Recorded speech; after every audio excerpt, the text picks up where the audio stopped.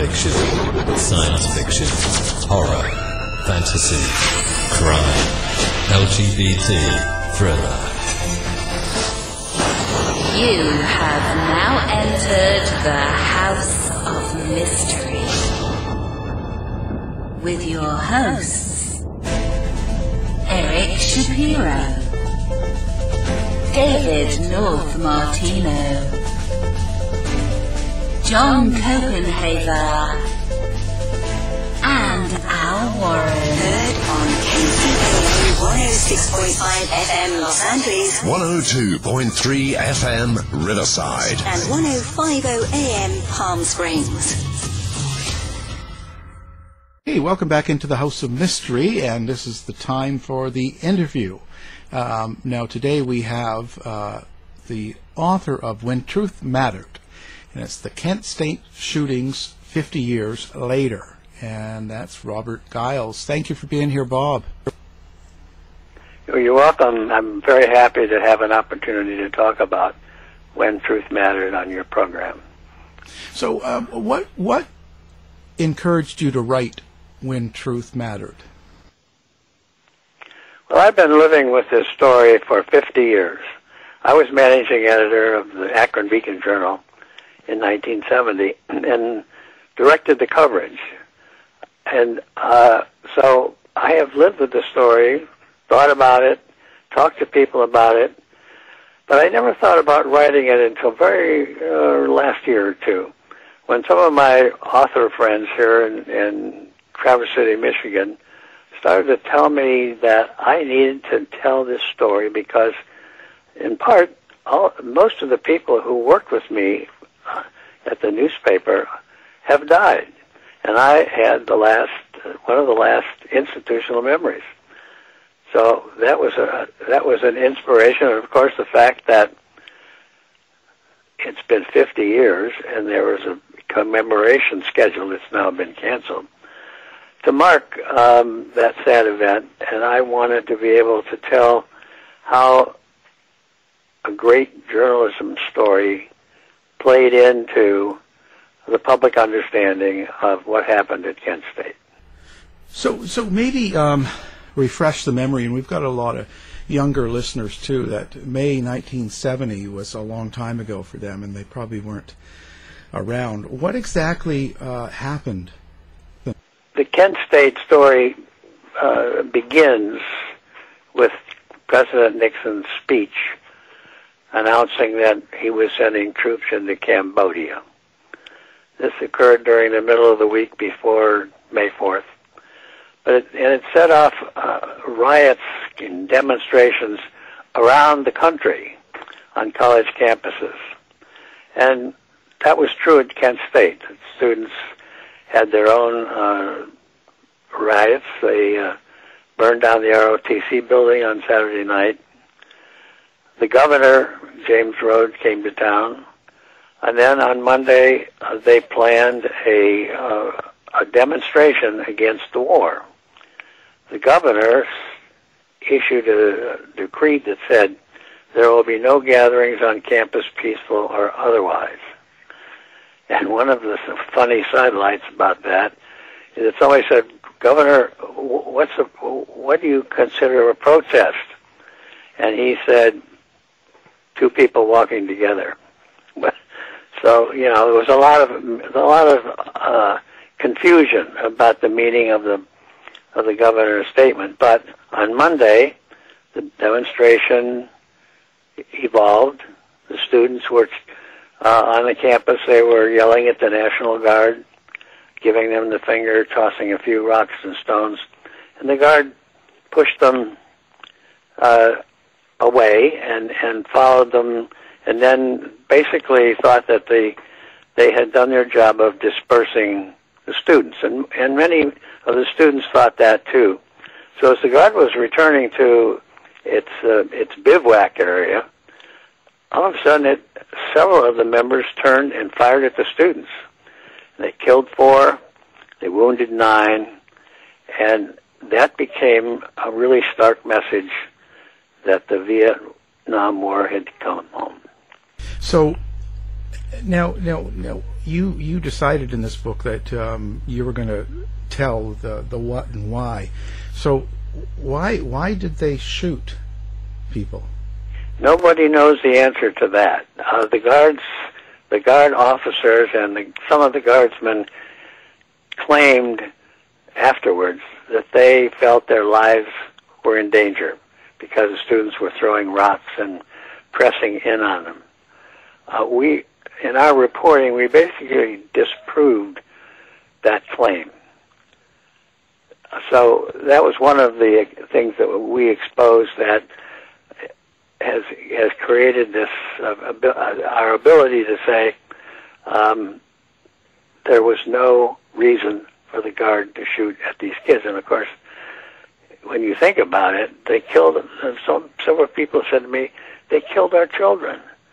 And no one has been held accountable, and there was no justice in this.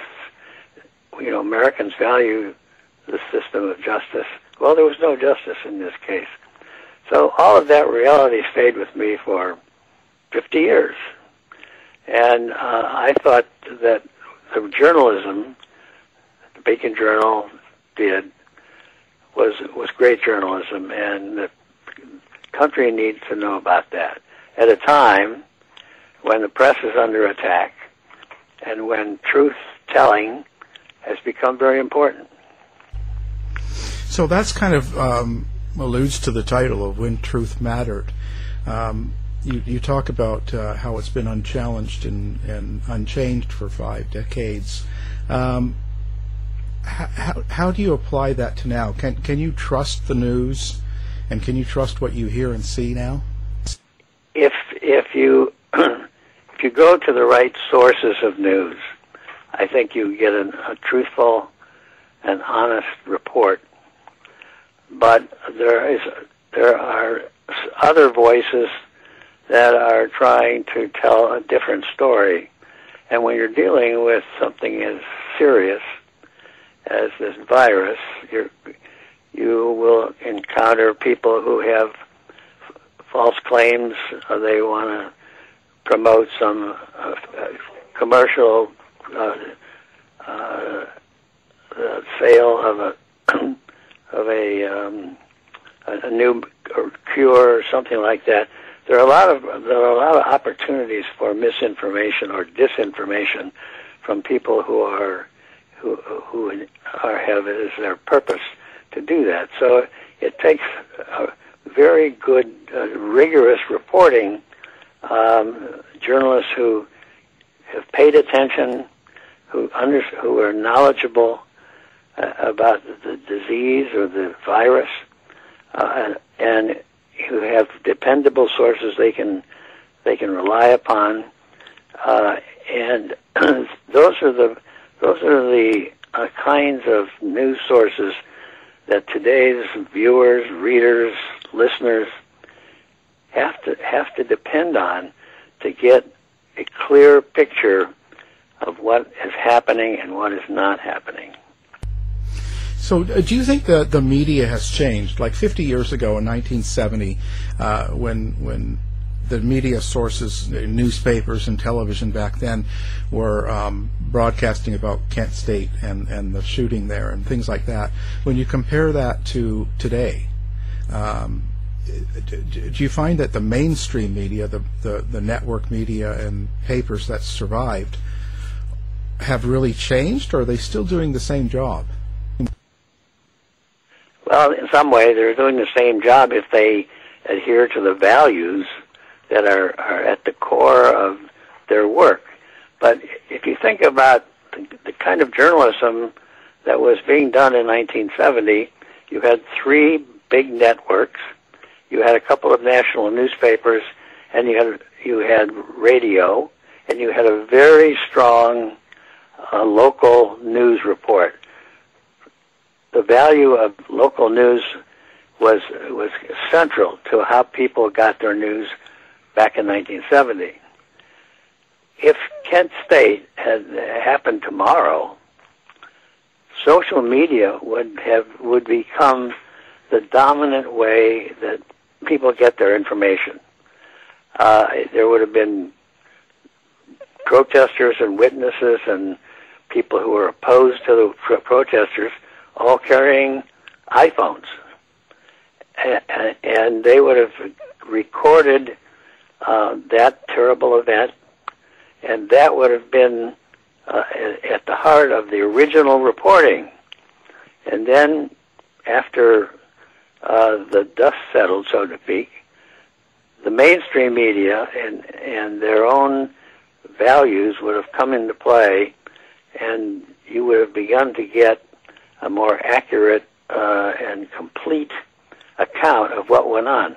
But during the early hours when social media was dominating the reporting, a lot of misinformation would have become established in the public mind.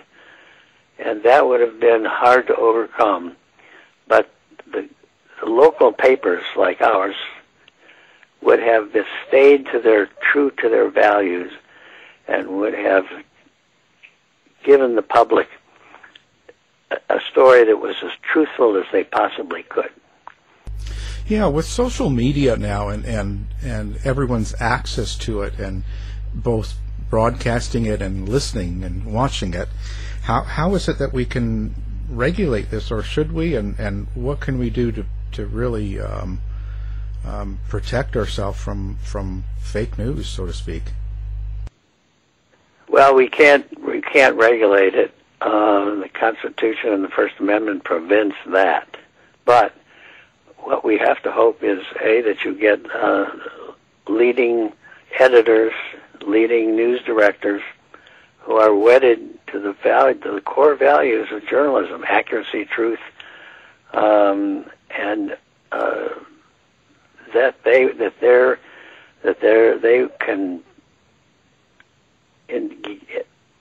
can bring coverage that will tell the honest story. And over time, I believe that doing it the right way will build the trust that you have to have between your viewers, your audience, and your news organization.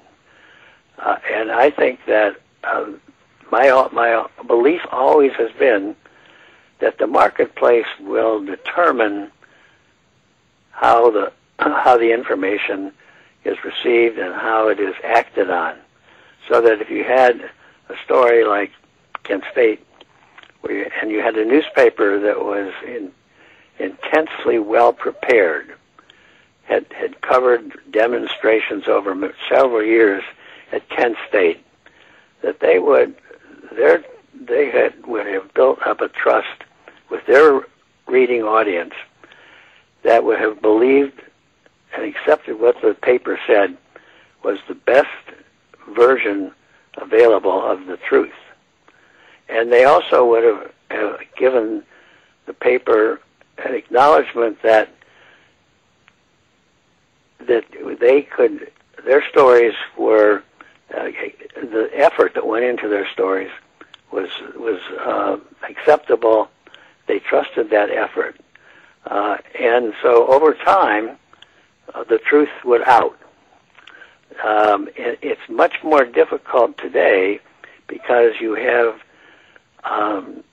the news has been politicized, the press is under attack, there are well-organized institutions that are trying to demean the role of the press, that politics is so much engaged in trying to dismiss the value of what serious journalists and serious journalist organizations are attempting and in many cases succeeding in doing.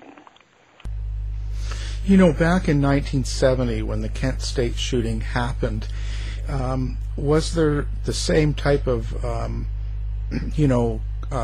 conspiracy theories and stories that were coming out of that were going around the country as well? I'm sure not as rampant as it does with the internet now, but was there still that kind of underground? Well, there were a lot of claims that the communists were behind the demonstrations across campuses against the war. So that was one element. There was in the case of Kent State, there was that conspiracy theory was being mentioned by people who opposed the student demonstrations. They wanted to blame it on the Students for Democratic Society or the Black United Students or other organizations that were opposed to the war and opposed to their way of looking at politics and the world. There also were some claims about the cause of the shootings that our newspaper exposed. One of them was that there was a sniper. The National Guard commanders, almost immediately after the shootings, during all the pandemonium that resulted from that terrible moment, tried to claim that there had been a sniper who had fired on the guard, and that's why they turned and shot. Well, we did an investigation that disproved that claim of a sniper, and basically that argument went away. But it was all part of a detailed effort by the National Guard and to some degree by the university, as well as the governor, who wanted to shift the blame from the Guard and lay it on the protesters. One of the major stories that we published several weeks after, it was actually in July, we got a copy of a summary of a report by the Federal Bureau of Investigation that confirmed that the Guards' lives were not endangered. They did not have to shoot to control and scatter the crowd. So that was a blockbuster story. It went all over the country. J. Edgar Hoover, who was head of the FBI, got involved with Jack Knight, who owned our paper. It was quite a story, but in fact, it was, and what was so stunning about it was you had a major federal investigating agency like the FBI criticizing the performance and the behavior of another government agency, the Ohio National Guard. And that set up a conflict in the minds of many people. We got letters and phone calls from people who were canceling the paper on the basis of that story. They would say, "How dare you? How dare you criticize the National Guard in this way?"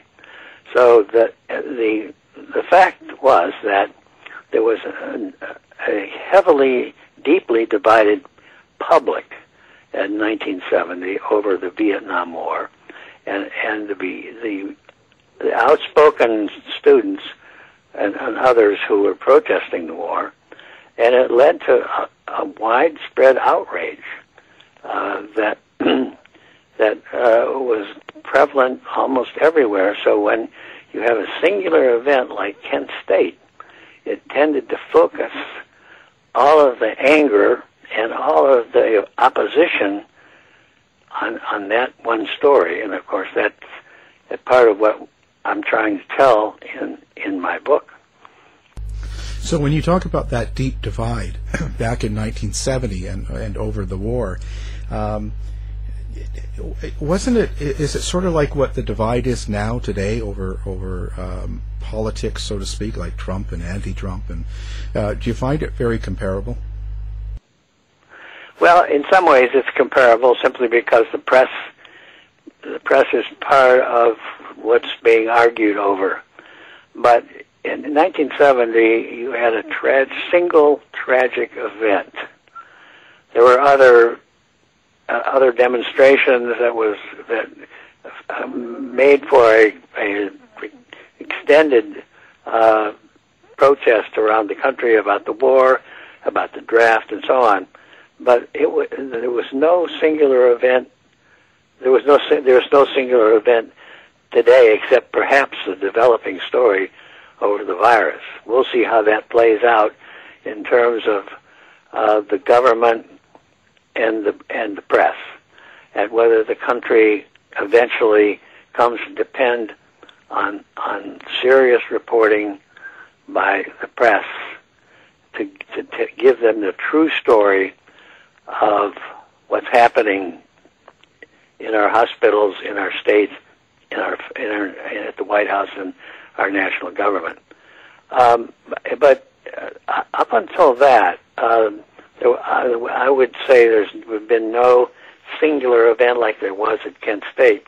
Well, what has happened in the current time has to do more with a political effort to demean the press and use the press as a target for a political purpose. That's different from a situation in which 4 students were killed. How did groups like the National Guard back in 1970 actually get their theories out? Like the kind of like when you say they were trying to turn the opinion against the students. How did they spread that kind of rumor back then? Because there was no internet. No, there wasn't. That came from interviews. Our reporters confronted the Guard commanders and their leading officers.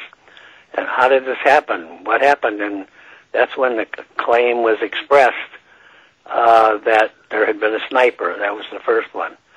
And then the other claim immediately was, well, our soldiers felt their lives were in danger. And under military practice, a soldier is permitted to shoot if he feels his life is in danger.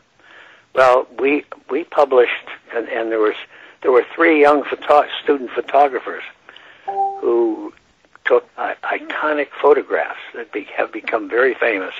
I'm sure you're familiar with the one by John Philo of the young woman with her arms in the air screaming over the dead body of Jeff Miller. Well, there were several pictures that had equal power, and what those pictures, as I explain in my book, what those photographs do is demonstrate that the students were nowhere near the Guardsmen in a way that could be said their lives were being threatened. So that's another part of the, if you want to call it, exposés that came out of the journalism.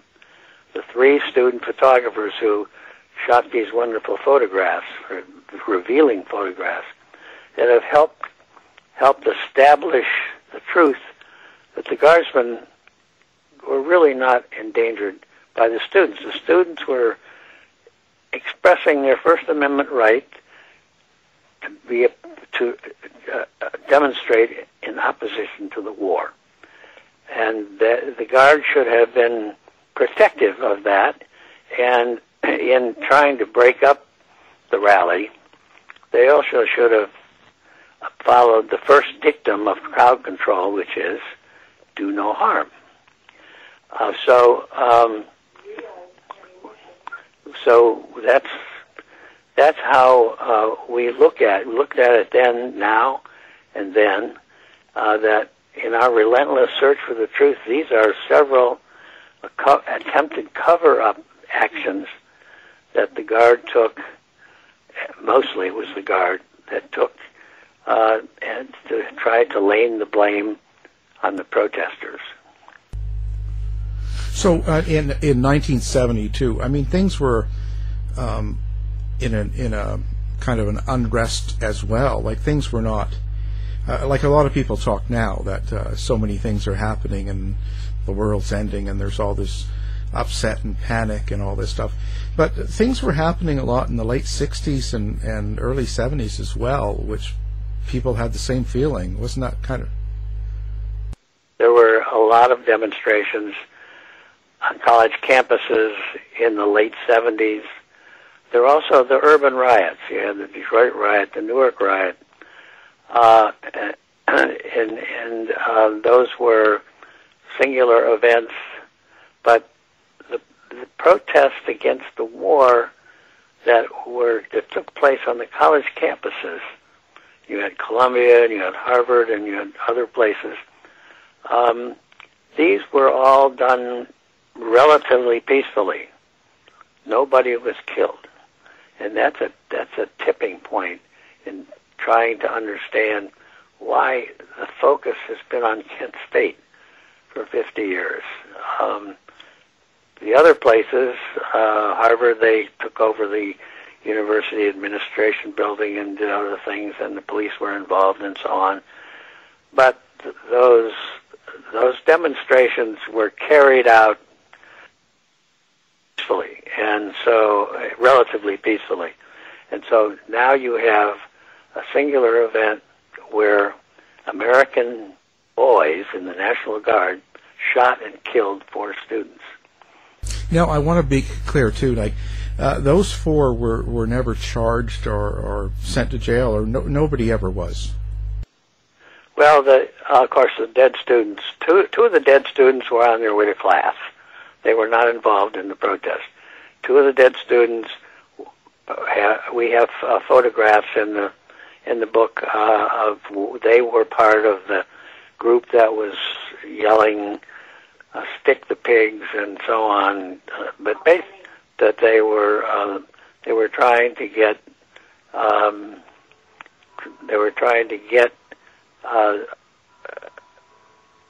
the students were trying to get the Guard to leave. The students were really upset because they considered the National Guard to be intruders on their campus.